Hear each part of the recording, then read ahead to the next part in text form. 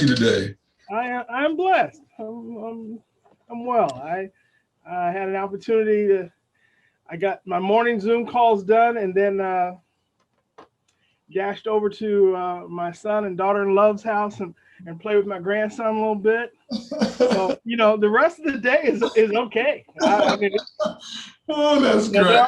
there's priorities, and That's he had sent a message that he wanted to play with his grandpa. So how old is he? I needed to show up. How old is this young person? He will be 3 in July. So how many? So in your grandparenting, is this the first one, or are there more? He was the first, and we do have. He has a younger sister that just turned 1. Look at this. And but the difference, she was born on March 14th. No, March 18th. No, yeah, March 14th. Yes. So then we had the whole COVID shutdown. Oh, So we didn't get a chance to go to the hospital and do all of that, be in the waiting room and have the whole family celebration, and embrace her. Yeah. And then, of course, she's kind of, I think we spent probably the first 6 months not really being able, with lockdown and everything, not being able to get to her. Yeah. And she looks at us, and she looks at me in particular. She says, I know there's something about you I'm supposed to like, but I'm not sure about you. And then with her name's Naomi, with Jeremiah, they lived with us. Yes. His first year and a half of life. Oh wow, yeah. So I mean, he used to see me every day. We used to tell Alexa to play some Spanish music, and we all get in the kitchen. We'd all dance. So she has a whole different perspective of who I am. She just knows I'm the stranger that comes over with white hair and a beard, and I if I'm wearing a baseball cap, she really doesn't know who I am. But she sees him, and he comes. Like today, he came running out of his bedroom, running down the hall, and jumps up into my arms. Oh man. I'm not sure about you, but she smiles at me and calls me Baba like he does, but she still keeps her distance. Yes. Wow. I mean, so many things have had to be modified in this period. I'm so curious. I have a couple pastor friends, trying to do the church thing in this time, which has been its own unique thing, not to mention everything you're talking about right now, just with families and whatnot. My folks, I'm from up above Santa Barbara, a little town called Lompoc. My dad worked at the maximum security penitentiary up there, and there's an Air Force base up there too. He was an Air Force guy. And so they're finally getting to come down. Now they got their shots and they're going to come down and see us, but they've been, they haven't been around for a little while. They did come down for the holidays. We all kind of quarantined ourselves, and they came down before Thanksgiving and stayed until almost Christmas. So we kind of got to bubble up together, but we're not seeing each other as much as we might otherwise. And the kids are, and it's funny, see, I have a 14-year-old and an 8-year-old. The 14-year-old, we did a lot more running around and camping and doing those kinds of things. This isn't really as much COVID related, but my son didn't have as much of that, so it's funny now that we're already distant, all these things are coming up and these ideas like, wow, if we were together, we would do this. And wow, if we were together, we would do that. So, I bet a lot of people feel like that in the country right now. As soon as things loosen up a little bit, people are going to, let's go camping, let's go hike, let's do things, whatever, all the things we can do, let's do them all. So that's great. That's great. So I really appreciate you taking a little bit of time out of your day to come have this conversation with this random guy requesting your time. I really do appreciate it. Not a problem. It's a blessing for me, Matthew, really. Yeah, and I don't know if you had a chance to get a little bit of background on it, but just to give you a little bit of background, the table set a little. After Ahmaud Arbery was shot and killed, I had a little bit of a little personal reckoning of sorts. So I'm this biotech guy. I've been here since 2002. I live in Poway, and have had a lot of culture conversations in corporate spaces. And I've been in faith spaces talking about kind of the intersections of race and faith and masculinity and that kind of thing as well. So, those places have played out in my life since I've been here, but I've never really with intention turned my focus toward Black folk in San Diego. It's often been, man, where's everybody at? Or, I'm up here kind of North County-ish almost, Mira Mesa and Poway, like I say. But I think something about that incident, I don't know, it triggered a little like, okay, now wait. What can I be about here locally that feels a little more intentional and purpose driven than what I've been about to date? So that's really the genesis. And so I've been having these beautiful conversations with men primarily. That's another thing too. Sometimes people give me a hard time about that. Like, man, Black excellence is a broader definition than what you're doing. and I received that. I agree with that wholeheartedly. And there's a part of me that's a little unapologetic, though, about having a conversation with Black men as a thing. I think there's nothing wrong with that either. So I'm going to do that for a little while. I think it may change, but that is kind of where I'm focused at the moment. And that may be my own bias. So all that said, I was talking to my friend J. Lee Hill, the Reverend Dr. J. Lee Hill, and we get to have a conversation kind of regularly. He and I, Pastor Bird, Nate Bird, we have a little thing we do from time to time. And J. Lee mentioned you and said, given what's happening with the Southern Baptist Convention and Pastor Rolland's role in that convention, he said, I'd be interested to hear what he has to say. So, but then also he said, man, he's been here. This is his town. Like, I think he would give you good insight on, the Black folk in San Diego. What is Black excellence? What inspires you? What moves you? What the history has been like, and kind of what your role is in it all. And the last thing I'll say too is that your name, I saw your name get listed, I think, during some of the racial unrest as like the go-to guy, to try to help bridge some of these divides. And so maybe we could even just start there. Like, do you agree with that? How did that happen? And is that your role on purpose? Not at all. Mm-hmm. Mm-hmm.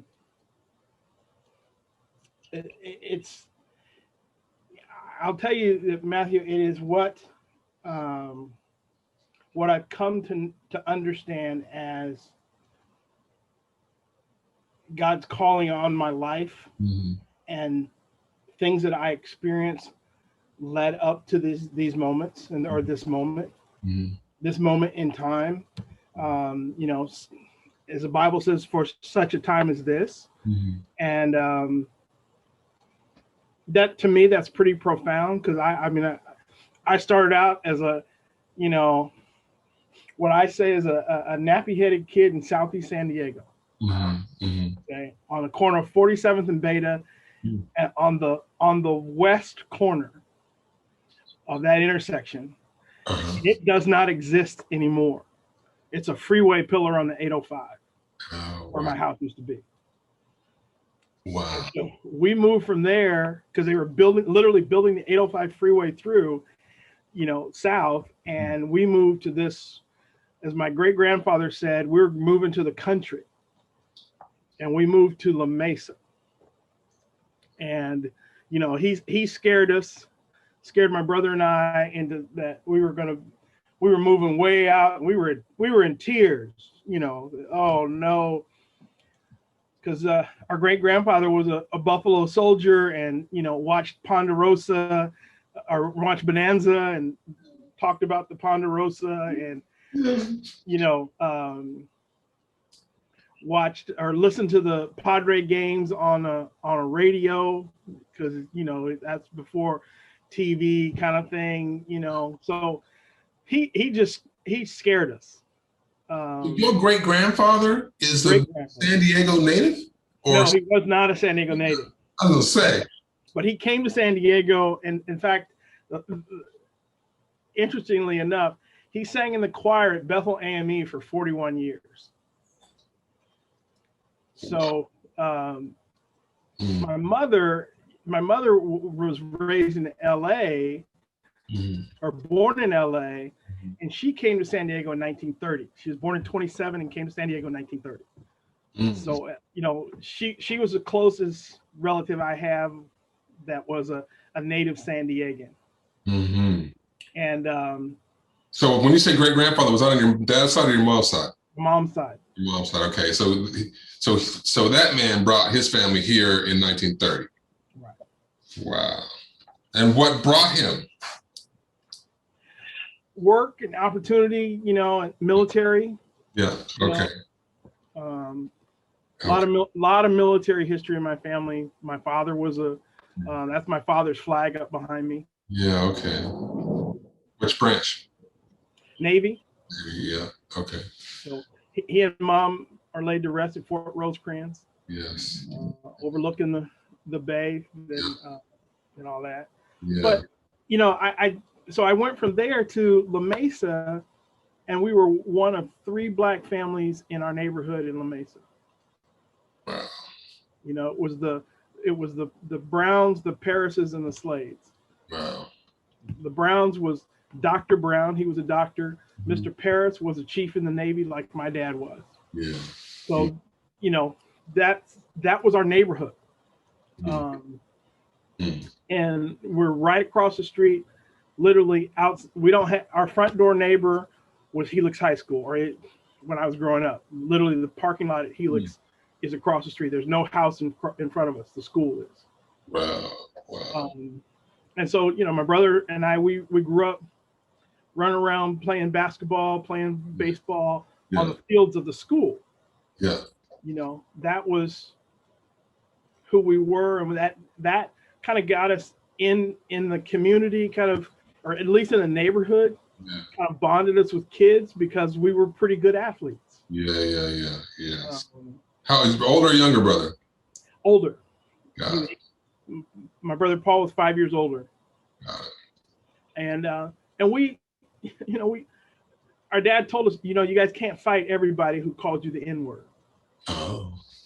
So you got to have to figure this out. You know, we've moved to this community. Yeah. And it was, you know, one of those situations of my parents were redlined. They did not approve their mortgage initially. They weren't approved for their mortgage. And subsequently, my dad, you know, got his CO and the higher ups at 32nd Street Naval Station to make contact with Bank of America. And the way the story was told to me is that Bank of America contacted my parents and said that they must have read the letter incorrectly, because of course they got approved for the loan. And so my dad says he has no idea what the admiral said or what the captain said, but something was said, and we were approved. They were approved for the loan, and we moved there. Wow. And it was like, man, this is a whole different world. Yes. Because we had come from Black community where, you know, and our grandmother lived with us, and we moved over to La Mesa, and it's just mom, dad, and my brother and myself, just the 4 of us in the house. And it was like, wow, this is not, we weren't used to that. We were used to waking up and grandma being there. And why did she not come with you, or did she pass before you moved, or? No, she decided she didn't want to move to the country. She said, I'm not coming. I ain't going out there.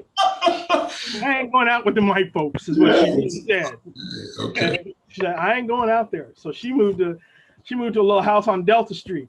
Yeah, you know, I was reading Howard Thurman's autobiography, as it were, the other day. This Head and Heart, I think it's called, and he was recounting his mother's request in her dying days to be taken back home because she didn't want to die with you know, nothing but white folks around her in the hospital. She felt they would, you know, not treated her well. So it's funny you're telling me this piece of your story right now. So you all separated and come out, and she stays there. Whew. So what then, I'm listening to your father tell you you can't fight anybody, everybody calls you the N-word. And I'm conscious of you leading what I think is a primarily white congregation. Yeah. And, having made this bridge crossing maneuver, what was the explanation your parents gave you for making that decision, or how to withstand some of that challenge, and what kind of moved you through it? What equipped you to be able to stand in that environment and be like, okay, I need to come up with other ways to get along here? Well, our dad taught us, he did teach my brother and I how to fight, just in case. Okay. So we knew how to fight, and we knew he taught us where to hit a person on their body to end the fight quickly. Got it. Yes. So you either hit them in the temple, or you count down the buttons on their shirt and you hit them square.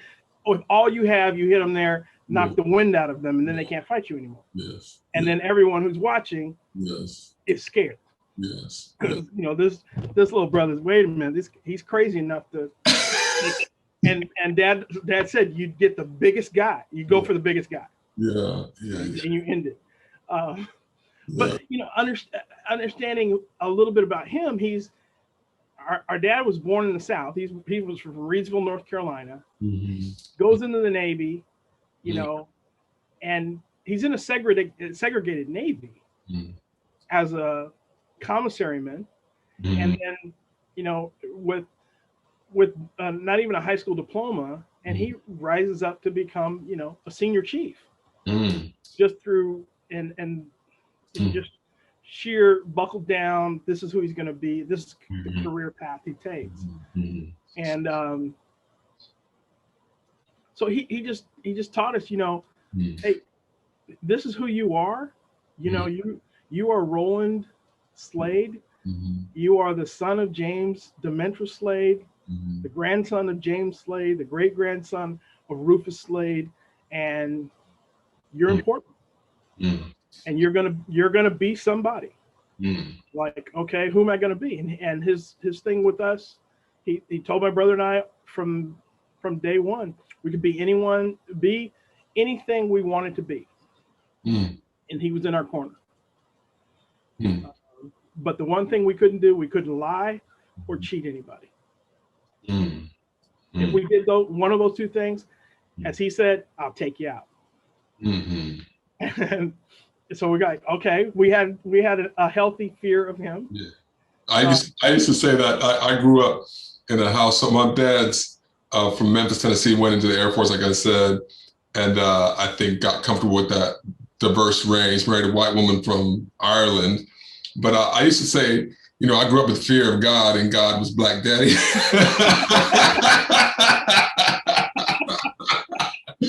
Yeah. The belt buckle, man. The belt buckle, I still, you if a belt buckle twitches, I still get a little, reactive.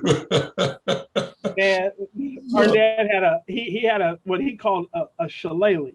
Oh, I know. I know what that is. All right. So he had his piece of leather. It was frayed at the end, and it hung on the post in our garage. So we would come in and out from school and have to walk by it, going in the house, have to walk by it, going to school or going anywhere. So it was clear. Yeah, it was clear. And we were all right as long as we came home and the shillelagh was on the hook. Oh, man. It wasn't on the hook. We knew one of the two of us was about to get it. Oh, man. But yeah, I'll tell you the thing that really gets me the most about my parents. I mean, I was in awe of I'm still in awe of who they were. Because I didn't realize that my parents were civil rights activists until I was grown. And my mother and dad passed away, and mom asked me to take her to the civil rights reunion over in Southeast San Diego. And I'm like, what are we going to this thing for? Just like nobody. Yeah, what's this? Yeah. And it was held at the Jackie Robinson Y, and so I drive her over there. I get her out of the car, put her in her wheelchair. You know, I wheel her in, and I'm just like, this is going to be the worst afternoon of my life. You know, why I'm just going to be just going to bite the bullet and be a faithful son. Yeah. And I push her in there, and there are people that start saying, Pauline, Pauline, and calling out her name. Mm-hmm. And I look around the room, and there's George Stevens and Bishop McKinney mm-hmm. and Glenn Allison. And I mean, they're just, you know, the who's who, mm-hmm. you know, they're all like there. And these people are saying hi to my mother. Mm-hmm. Mm-hmm. And I'm like, wait a minute. What's this? Who is this? You know, this has been my mom. Yeah. You know, it's all my, yeah. And literally, you know, I'm just sitting there the whole day. I'm thankful I have pictures of that reunion when they were all up on the bleachers, and you know, Leon Williams is in there, and I mean, just great people. And I'm like, wow, and these people know my mother. Mm-hmm. And then they're saying to me, "Oh, you're her son." Mm-hmm. I'm like, well, you know, yeah, you know, you know, but I'm the wheelchair pusher. Yes, yes. But I was like, wow, these people know her, and so I said, you know, Mom, you didn't tell me that you were, you know, really involved in civil rights. Mm-hmm. And she says, well, son, you lived through it. Mm-hmm. I go, what do you mean? And she goes, well, remember, we used to have people come over on Sundays. And I go, yeah, but we always had to go to our room. Mm-hmm. Well, we didn't know those were NAACP meetings in the living room. Mm-hmm. We didn't know that, you know, the coalition, you know, for racial justice was meeting in our family room on Sunday nights. We just thought it was, you know, our parents had their friends over and we were being obedient sons and going to our rooms and, you know, not coming out until the grown folks stopped talking. Mm-hmm. But that's, you know, and then there was that, and there was going Sunday afternoons, going house hunting or house shopping, where we would meet other families, and they would have two boys, and we kind of, the adults again would talk, and then we'd get to go to this house that, you know, had a for sale sign in it, and we'd walk around, and my brother and I would pick our bedrooms and say, we're going to do this, do that. And then we'd go back, and then there would be another meeting, and these other families or the adults would again start talking. And we didn't know that they were comparing how, you know, the real estate agent treated us and then how they had treated the other family. Mm-hmm. Mm-hmm. We didn't know. I mean, I didn't know that discussion was going on because I'm just oblivious. I'm just a kid.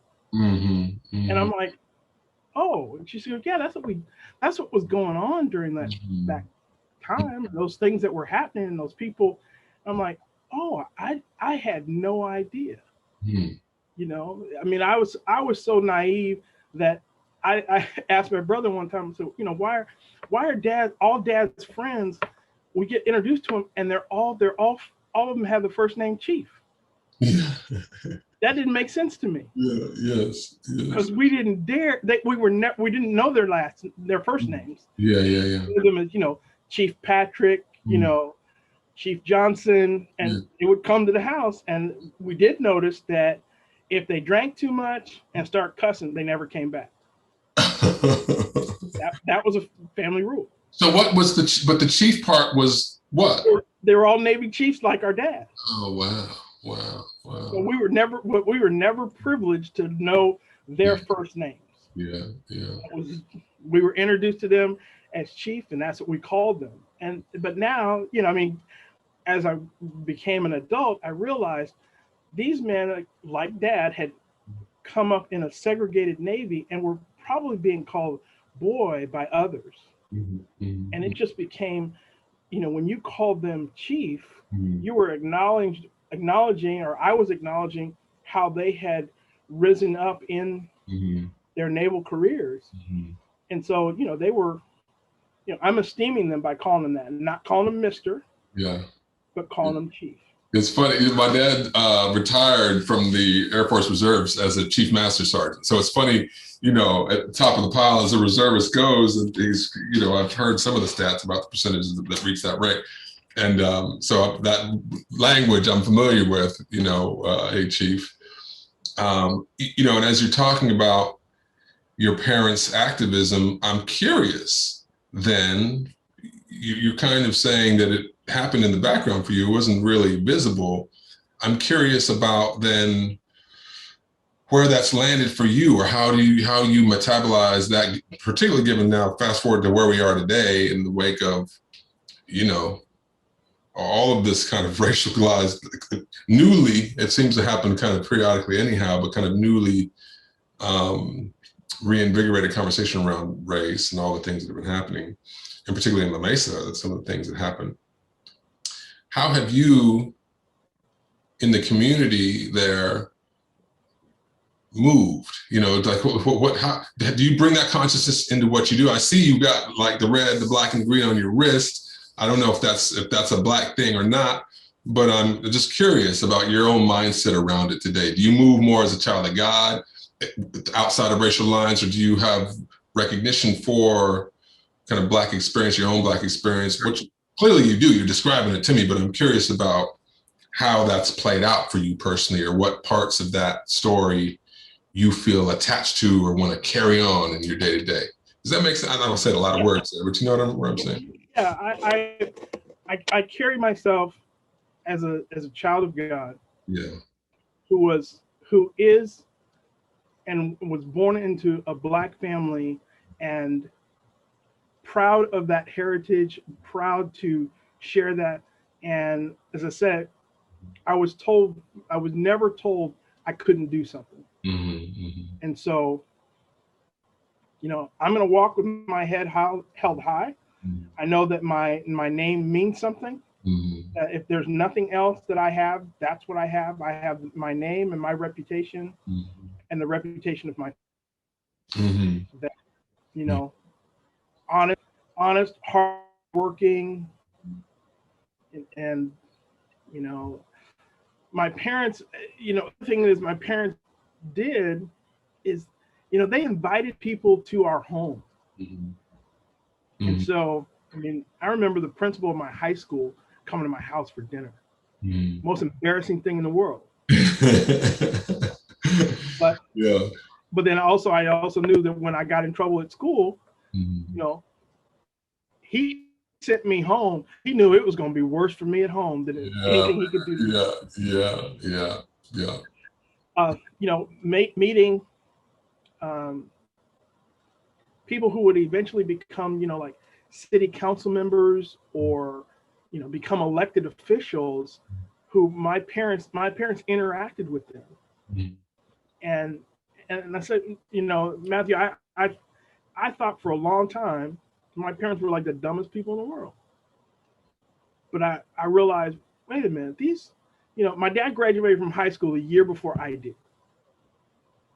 When he retired, he went back to school and got his high school diploma. Oh, wow. And I'm like, this guy, there's no way that this is. Yeah. He doesn't know what he's doing. And then, like I said, going back and looking at his overall naval career, his government service afterwards, and all the awards and things that he received, and it was pretty heart stopping. My brother and I found in our living room, rather than all of his medals and certificates of noting his accomplishments, we found press clippings about our accomplishments in athletics, or where, I had, as a 8th grader, wrote a letter to the editor of the newspaper. Yeah. Those are the kind of things that they clipped out, and that's what he had stored. So really kind of like, wow, this is profound, that all that he accomplished, that wasn't a big deal to him. The big deal to him was what his sons were doing. Is your brother still in town? No, my brothers, both of my brothers, I had another brother as well. Both of them are now deceased. Oh, I'm sorry to hear that. I'm the last one. To the Mohicans, as they say, last man standing. So you I remember reading something about you having kind of 2 health scares, and it kind of said a little prayer, and then, all right, Lord, I'm with you. You know, I've read something around that. What did take you down this faith route? Were you kind of a church every Sunday and Wednesday night Bible study kind of family coming up, or is this, you know, how did this come about? You becoming a Pastor Rolland Slade? No, you know, grew up Catholic. I was an altar boy up and through, you know, 8th grade. Yes. And then, you know, got involved with Young Life and Campus Crusade for Christ in high school, because that's where the pretty girls were going. Yes. I wanted to hang out there with all the wrong motivation with my buddies. Yes. And asked one of the leaders. Mm-hmm. You know, one time my mom was late picking me up, and I asked him, you know, we you know why we come here, right? Yeah. You know, we're not coming here to play the guitar and listen to Kumbaya. We're coming here because these are some nice looking girls in here. And he said, well, we understand that, but we love you guys because Jesus loved us, and we're here for you. And for me, you know, that wasn't the Jesus I knew. I mean, I knew the controlling Jesus that would strike you down in fear, and, you know, you got to go to confession and all that. That was the Jesus I kind of grew up with. And so I became curious and subsequently gave my life to the Lord, but I didn't tell anybody, because I also had some friends who went from being Catholic to Protestant, and their families got upset, and so I didn't do that. And when I finally made a deal with my parents, because my brother went to University of San Diego High, which is now Cathedral High School. Okay, because my mother grew up in the Italian Portuguese neighborhood of San Diego, down off of India and Columbia. So standard community in their standard kind of, not community community norm is that you send your children to parochial school. So when we were born, that's what my parents did. They sent us to parochial school, even though my mom had graduated from the public schools. When you say parochial school, you mean like Catholic school? Right. Yeah. So, like, you know, went to kindergarten at St. Jude's, and then had my first confirmation or first communion at St. Rita's, and my confirmation at St. Martin's of Tours in La Mesa, and I eventually graduated from St. Martin's. And so, but because we lived across the street from Helix, I asked my parents, well, can I just go to Helix? It'd be so much easier, because my mother was literally getting up every morning and driving my brother to Linda Vista to go to school. And she did that for his 4 years of high school. And I said, you know, Mom, it'll be so much easier for you. You won't have to get up in the morning. You know, I sold it. And so they said, sure, okay. And I said, but what I promise is that because you want me to have 4 more years of parochial school, I'll go to Catholic college. I'll go to the University of San Diego. They accepted the deal. And, you know, I went off to Helix and played football and ran track. And then after Helix, I said, you know I said I'd do that, but, you know, would you guys mind if I went to Grossmont JC? And, you know, I'll go there for 2 years, and you guys can save the tuition, and then I'll go to the University of San Diego. And they, you know, shook their head and said, okay. And I got to back up a little bit. Growing up, my parents were foster parents for the county of San Diego. So we had in our home, we always had a baby in our home. Wow. And part of the joke was that my dad was the only guy in the Navy that could be out to sea on a 6-month cruise and a baby. And then he always would write back, does the baby look like me? And my mom's joke always was, looks just like you, blonde hair, blue eyes. And then would send him pictures of these babies. You know, we'd have babies of all ethnicities. So that was part of, again, that's part of how I grew up with these babies in the home. But they also had befriended Dad befriended Filipino chief whose wife ended up dying of brain cancer while we were kids. And they had, you know, they had two daughters, and my parents, of course, have two boys. And so, and they were going to St. Rita's and St. Jude's and all that. And so we just kind of became these four kids together with my mother in the afternoons and with my dad. And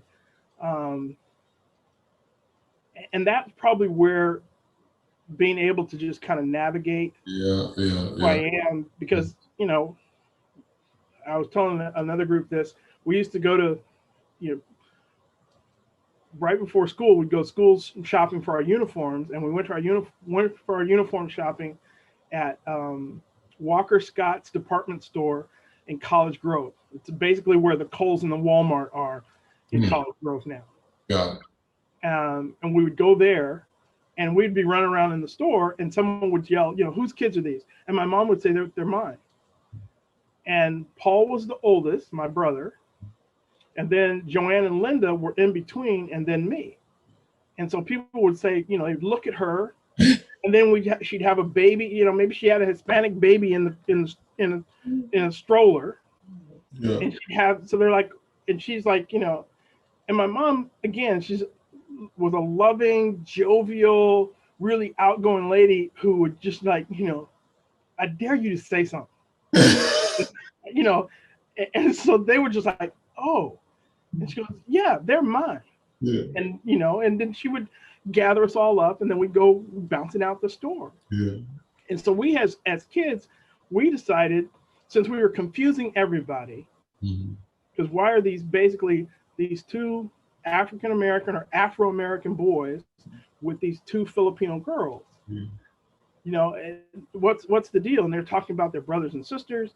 And so we just decided we created our own ethnicity. We became Afropinos.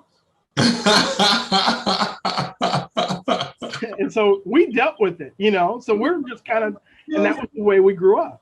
Oh, that's funny. So when I, you know, basically,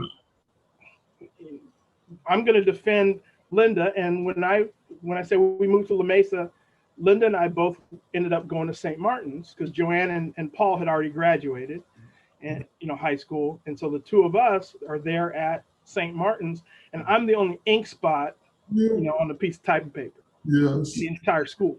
Yeah. But, you know, every day I'm going to school with my sister, Linda. Yeah. And I'm younger, and if anybody gives me any type of guff, they got to deal with Linda. Yeah. And she's gonna go, and Linda was tough, tomboyish, and she'd take care of it. Yeah. So she protected me, and that was who we were, you know, in our community. Yeah. And then ultimately that came back to our neighborhood there in La Mesa. Yeah. And so we didn't have to. I didn't have to fight because one, I didn't know how to fight in case I needed to, but I also had, you know, a brother and two sisters that were ready to take anybody out in the neighborhood. Yes, I see. That's funny. I have a dear friend, actually, the guy who inspired this conversation in a way, a guy I met when I was in college at UC Davis, a guy from Sacramento, Brian Favors. He was the youngest of his squad as well, and moved and grouped in all these different kind of intersectional spaces, and had older brothers, football players, and same thing. So as a result of having that shape, you know, protective layering, you know, there's nothing he can't do. You know, I mean, he's free. He's like, I'll do whatever I want to do, man. You know, he has a little extra level of confidence. So I'm dialing into Pastor Rolland Slade here a little bit. No, I mean, it became, you know, that's again who we were, what we could do, you know. And there in La Mesa, you know, I remember growing up, there was the first letter I wrote to an editor, my parents had encouraged me to write a letter because there had been basically a white supremacist store that opened up on University Avenue. Oh, wow. And my friends from school, we had to ride our bikes by that store every day, you know, to and from school. Wow. And so they encouraged me to write a letter to the editor about it. Yeah. I wrote a letter to the editor. Like I said, I was in the 8th grade. That was the first time I, kind of like stepped up to the plate. Yeah. And my parents, all they helped me do was mail it. Yeah. And then when it was printed in the paper, Mm-hmm. they got a bunch of copies of the paper and, Yeah. cut it out of the paper. It's, as you're saying this, of course, and this may get loud. I hear a leaf blower here outside my window. If it's loud, let me know. But actually, let me go close my window right quick because it's loud to me. Hold on a second. All right, I'm here above my garage, and COVID time converted my little space into an office. My wife recently helped me with my pictures, so it looks a little more put together than it might usually. When you're talking about letters to the editor, of course, I'm now thinking about some of what was on my mind as we came to this conversation. That I'm going to struggle with his name though. That letter that kind of went around online, the black man who left Southern Baptist Convention received. Do you remember that? There was like a letter. Right. It was real. Speaking of white supremacists, it was a real racist rant. And I think the leadership of the Southern Baptist Convention was like, well, no, that dude, he hasn't been with us for a long time. That doesn't represent our perspective. But I'm still curious from your perspective in a position of leadership in that denomination, and witnessing folks that are choosing to leave for whatever reason they do, how have you wrestled with that, or have you wrestled with that, or what's your take on how much of kind of white evangelicalism in the United States has seemed to be intertwined with other ideologies and things that maybe aren't as supportive of Black folk, and I would say God's folk, period. But have you been confronted with any of that? Have you had to? Oh yeah, yeah. Well, just in responding to the letter, and I don't know I didn't do the research, but yes, he's no longer part of the. He's not let me put it this way: he is not an active member of a Southern Baptist church or pastoring the Southern Baptist Church. Yeah. Yet for a long time, he was in the family. And he didn't just get this ideology overnight. So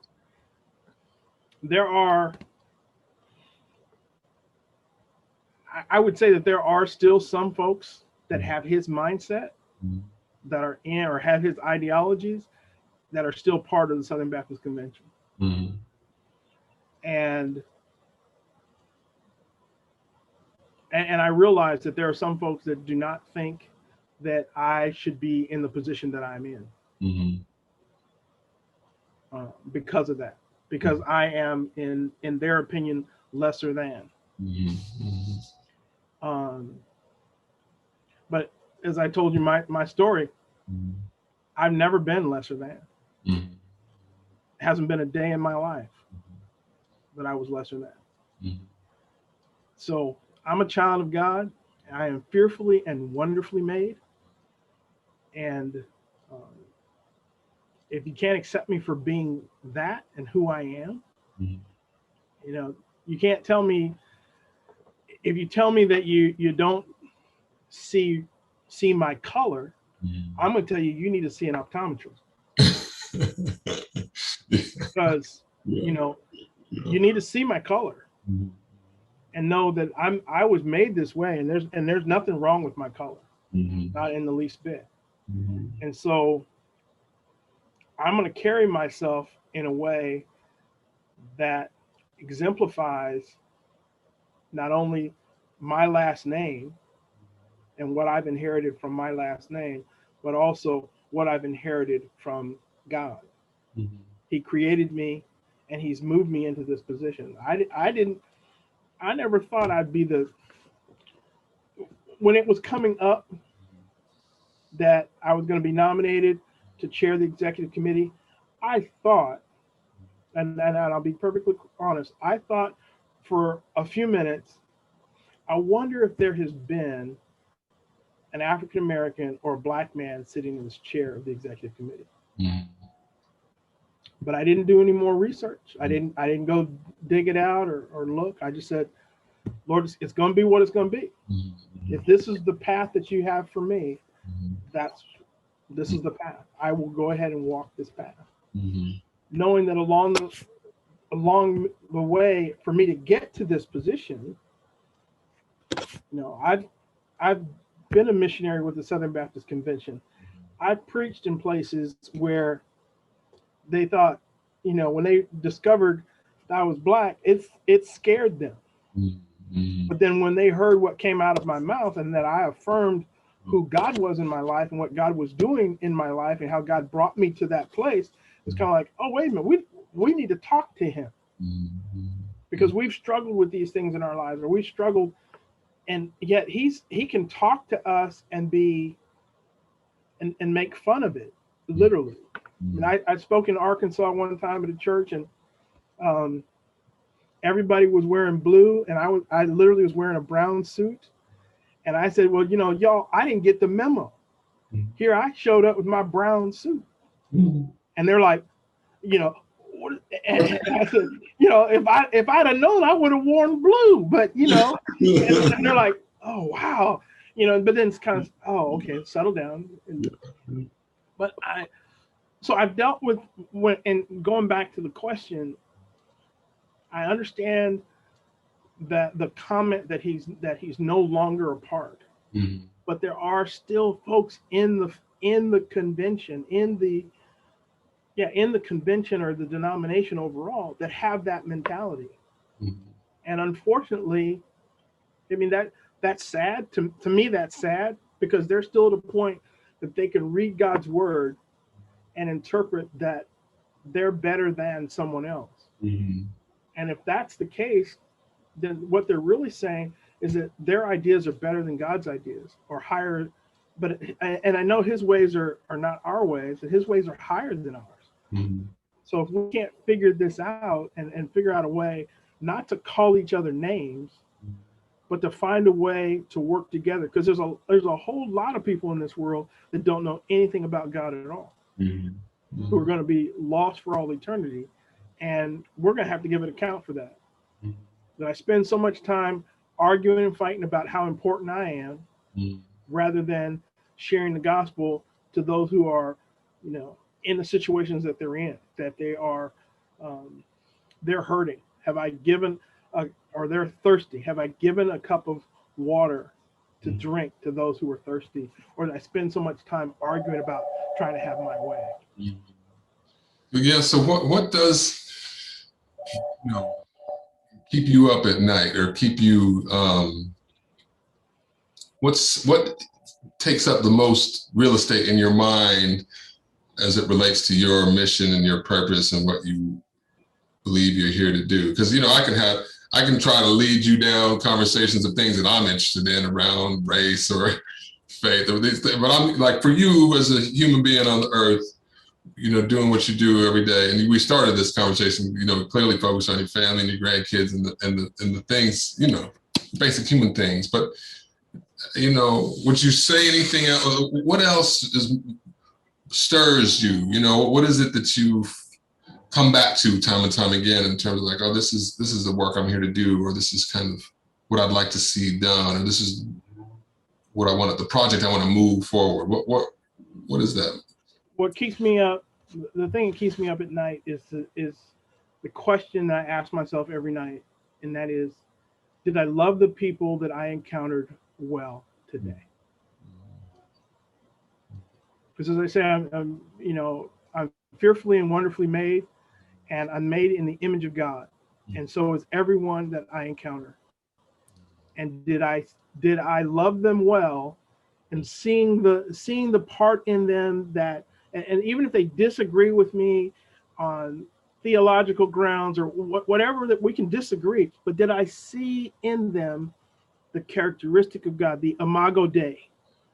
And that's what I need to reach out and touch every day. Did I do that when I bumped into the kid in the grocery store? Did I, maybe I'm meeting with the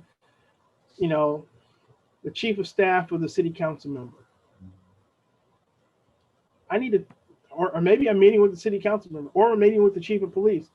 Did I treat the young man that I met at the grocery store behind the counter? Did I treat him like I treated the chief of police? And if I've done that, at the end of the day, I can lay my head on the pillow and say, okay, Lord, I'm gonna take a little bit of a rest. You got everything, and we'll start over tomorrow. Yeah. And we'll get up and do the same thing. And that's you know, trying to find that image of God in the people that we encounter. There's no accidents or mistakes, but there's people that God puts in our path, and it may be, you know, we have to say something that day, or we say something to them that could literally change their life, because they could be on their way to jump off a bridge or do something crazy. But if we just let really the Spirit flow from us and touch them and say, I'm trying to connect with the God in them, the God in me, trying to connect with the God in them. So I mean, I that's why, you know, I mean, traveling, my family always wants to know the story of what happened when I travel, because I have more fun on an airplane. I think, you know, I'm closed in with you know, 150, 200 people for 4 hours. Oh, we'll have fun. This is not going to be no boring ride. I'm not going to sit up on, you know, and people will ask, who are you? You know, and I've had great time flying with celebrities, and then flying with folks. One time I got on a plane with a guy who had hit my car,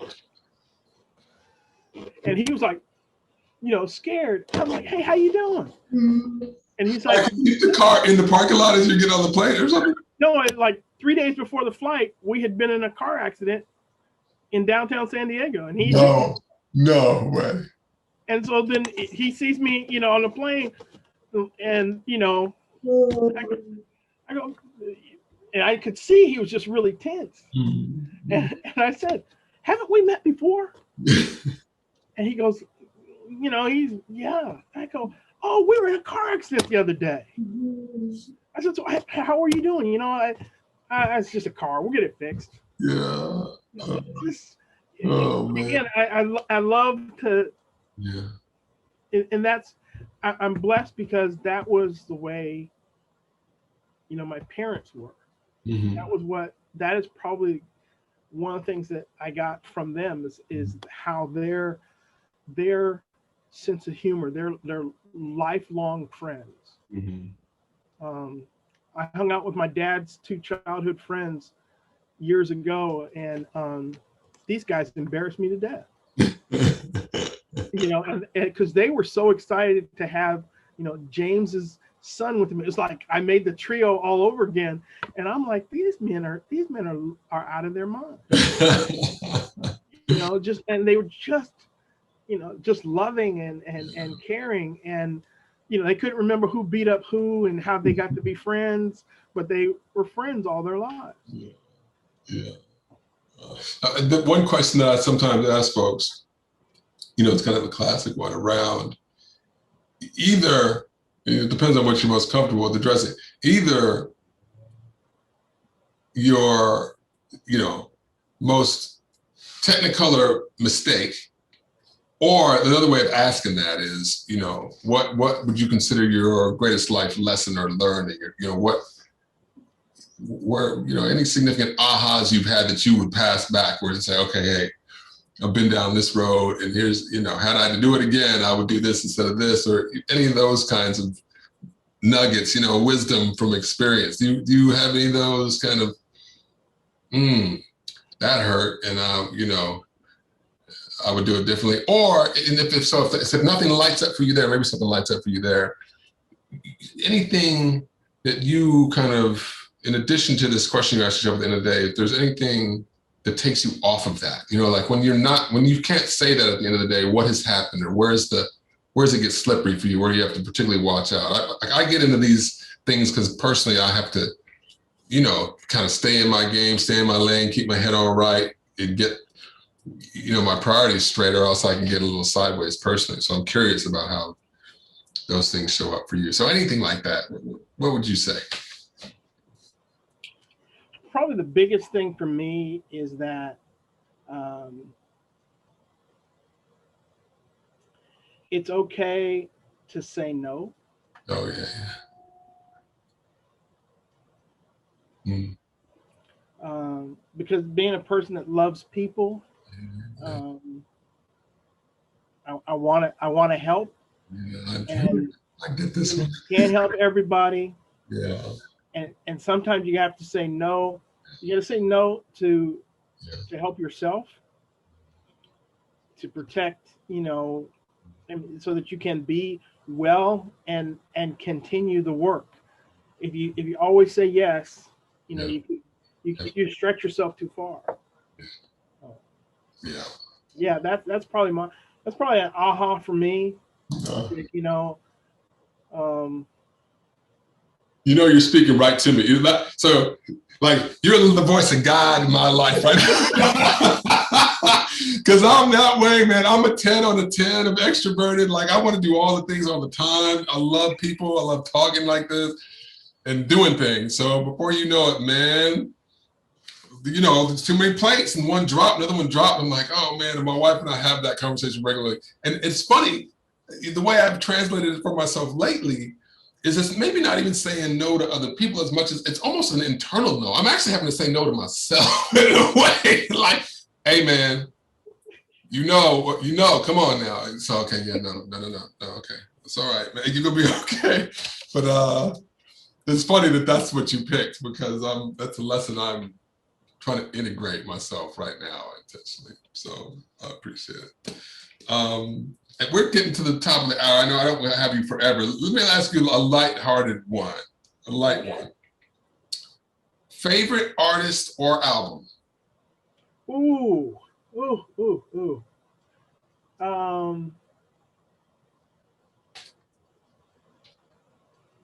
Or album you've heard, music you've heard the most. That's also an interesting question. Not necessarily the one you love, but sounds that you've heard the most, or album you've heard the most. I'm gonna say Stevie Wonder's "Songs in the Key of Life." Yeah, come on, right? You can do anything to that. That's like a lot. Yes, understood. Understood. I have the album in the garage. Yeah, understood. Understood. I can't get rid of the album. Yeah. So it's still the vinyl is in the garage. Yeah, I get it. That's great. That's great. I think Miles Davis Kind of Blue is the one that I seem to have played and played over and over again. It's like a background track, but that Stevie Wonder's a close. That's close. On the top 5 around here. That's top 5. Cleaning up, driving, everything, you know, hanging out. So I hear you. Hey, our son just our oldest son, he's 35. He just saw a video of George Benson skating and playing guitar on Venice Beach in LA. What? He just saw that and back in the day. Yeah. And he posted it on Facebook and he tagged me. And he said, you and mom are not right. Y'all didn't tell us you had this, that this is what you grew up on. And so then I messaged him back that not only do I have the album, but your mom and I went to see him in concert in the open air amphitheater at San Diego State University. But of course, this was pre you. Oh.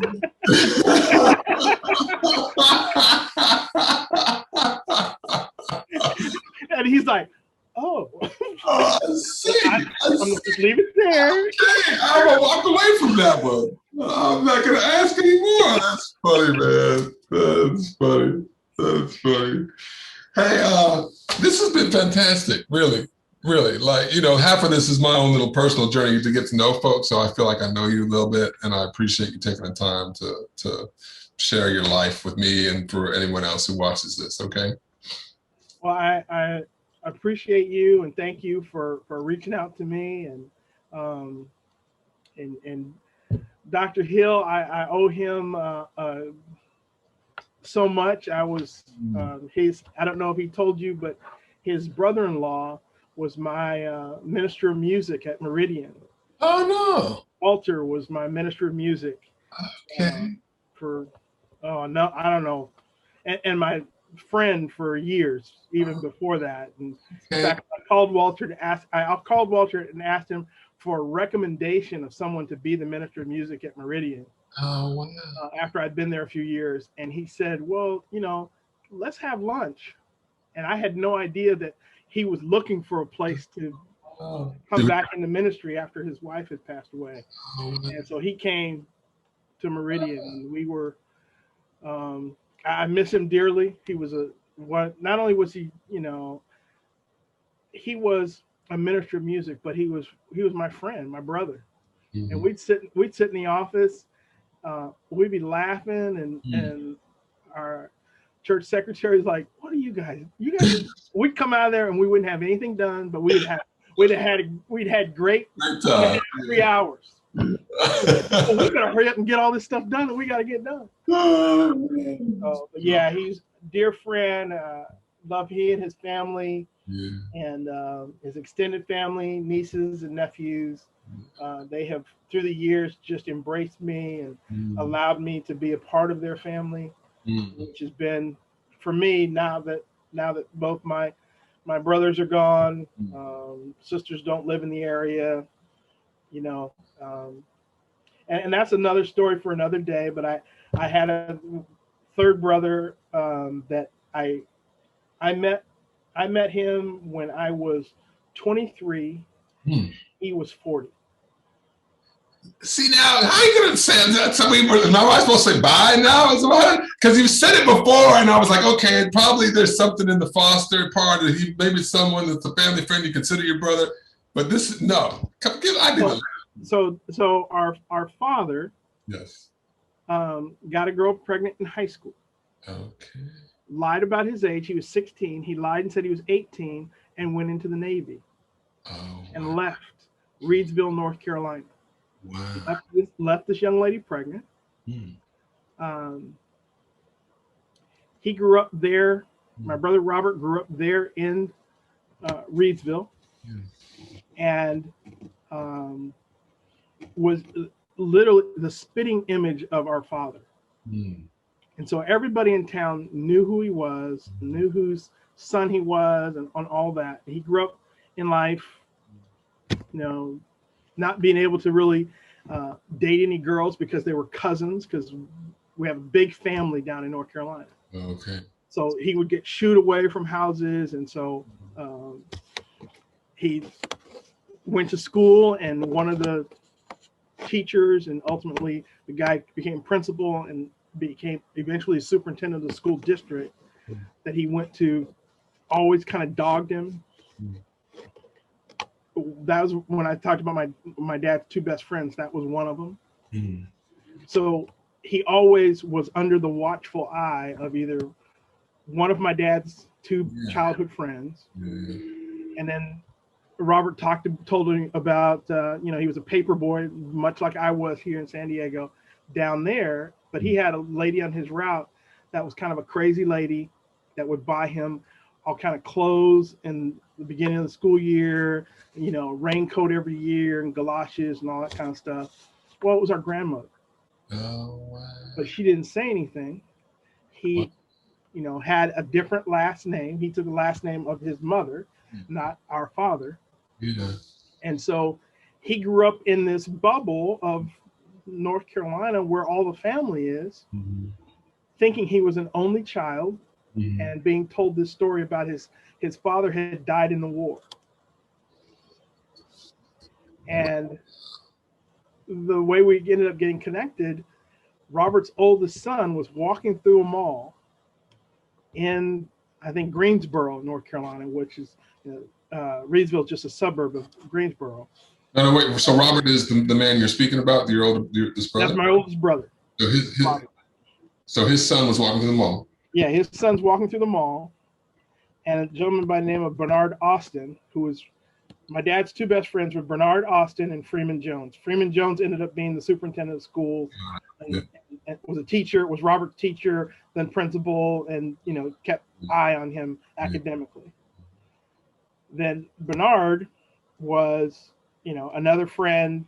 Bernard had children and grew up in the area as well. And Bernard's walking through the mall and he sees my nephew and stops my nephew because my nephew looks so much like my dad, and says to him, as only an older gentleman could say, you know, who's your people?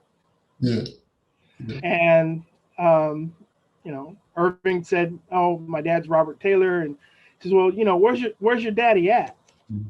And make a long story short, Bernard ended up connecting with Robert through Irving, his son, and started talking to him and kind of renewed this friendship.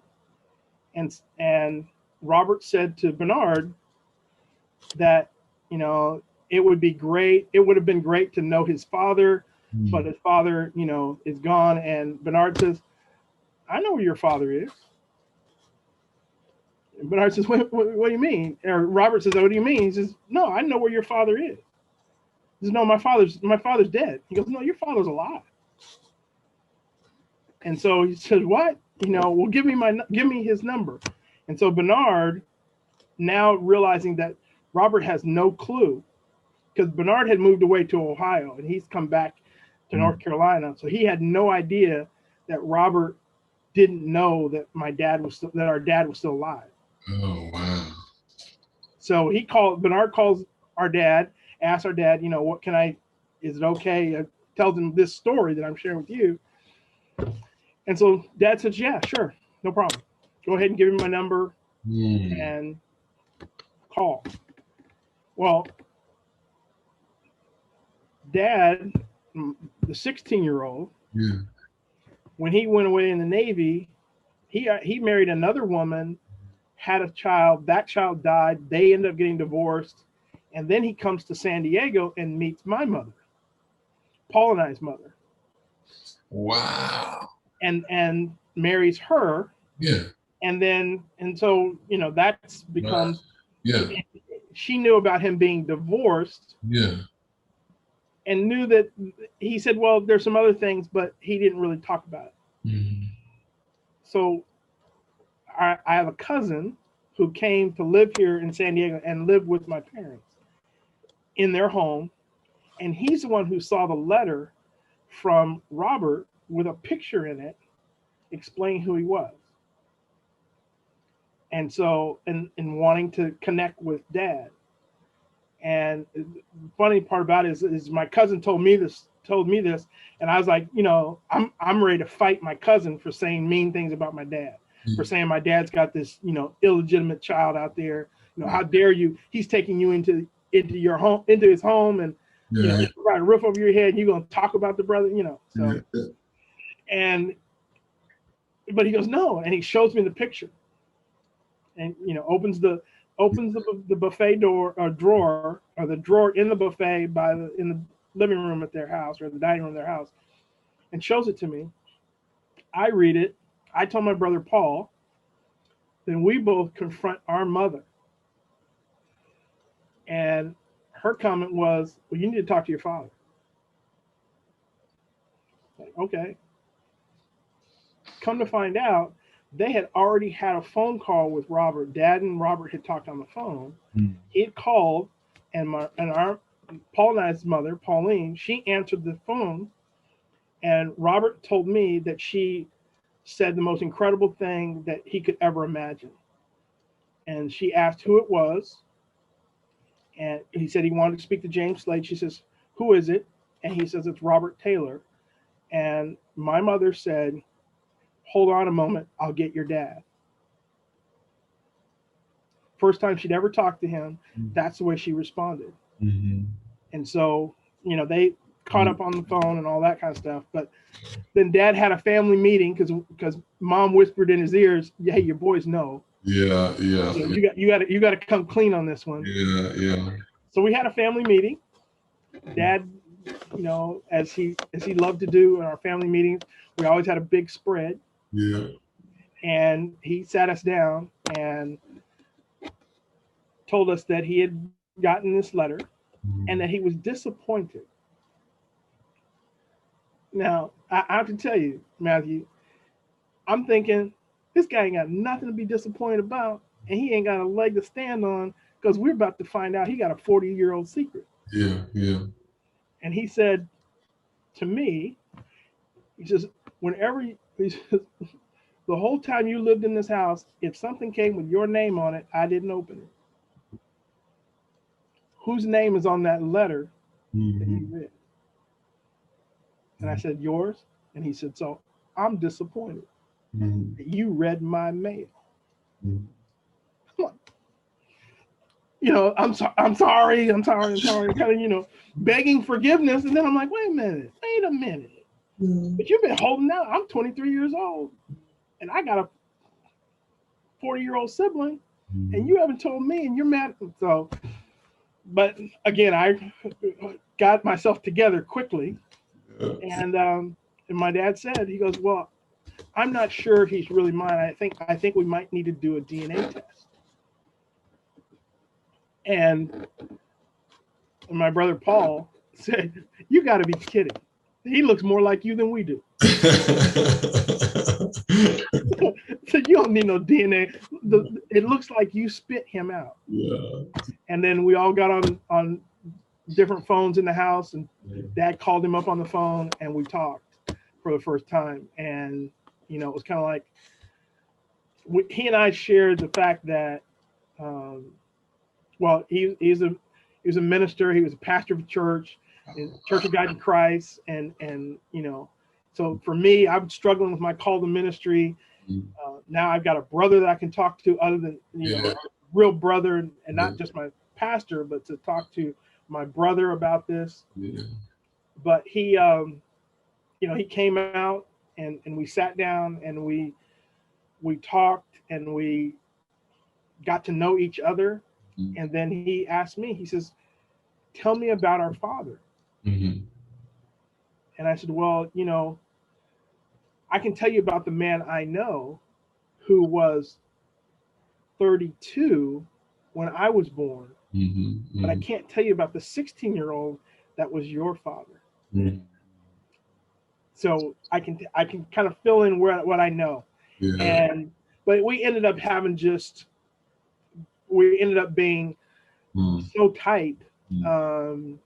You know, I would go down to North Carolina and visit him, and I'd always leave crying because, you know, I didn't want to leave him.